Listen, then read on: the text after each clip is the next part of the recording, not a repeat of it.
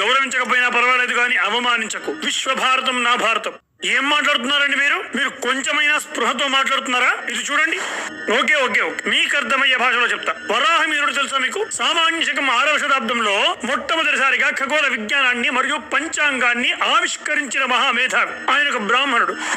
భాస్కరాచార్యుడు 12వ శతాబ్దంలో గ్రహణాల ఖచ్చితమైన గణనాన్ని మరియు కాల గణనాన్ని, భూమి యొక్క భ్రమణ, గురుత్వాకర్షణ శక్తిపై విజ్ఞానాన్ని, ఆ విజ్ఞాన సంపదను ప్రపంచానికి చూపించాడు.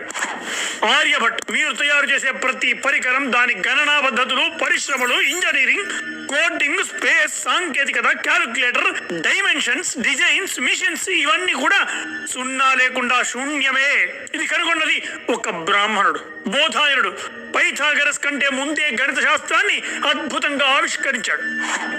పాణిని మహర్షి పేరు ఎప్పుడైనా విన్నారా? ఆయన గురించి ఏమైనా తెలుసా మీకు? సామాన్య శకం కంటే ముందే 5వ శతాబ్దంలో నేటి AI శాస్త్రవేత్తలను కూడా అబ్బురపరిచే అల్గోరిథంతో పనిచేసే ఒక భాషను రూపొందించాడు. భాష అంటే మనం మాట్లాడే భాష కాదు మిస్టర్ జ్ఞాని.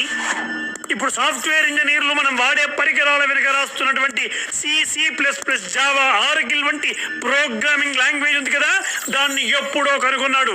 అష్టాధ్యాయ అనే గ్రంథాన్ని అల్గోరిథమిక్ లాంగ్వేజ్ స్ట్రక్చర్ గా రూపొందించాడు. అంటే దాని ఆధారంగానే ఇప్పుడు కంప్యూటర్ లాంగ్వేజ్ ని డెవలప్ చేయడం సాధ్యమైంది.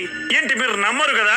అయినా మేం చెప్తే ఎందుకు నమ్ముతారు లేండి. యూనివర్సిటీ ఆఫ్ కెనాసాస్ మరియు MIT వంటి ప్రఖ్యాత విశ్వవిద్యాలయాలు పాణిని గ్రామర్ ని ప్రపంచంలోనే మొట్టమొదటి అధికారిక ప్రోగ్రామింగ్ భాషగా, అంటే లాంగ్వేజ్ గా అంగీకరించారు. అంతదాకా ఎందుకు? విక్రమ్ సారాభాయ్ వీరి గురించి ఎప్పుడైనా విన్నారా?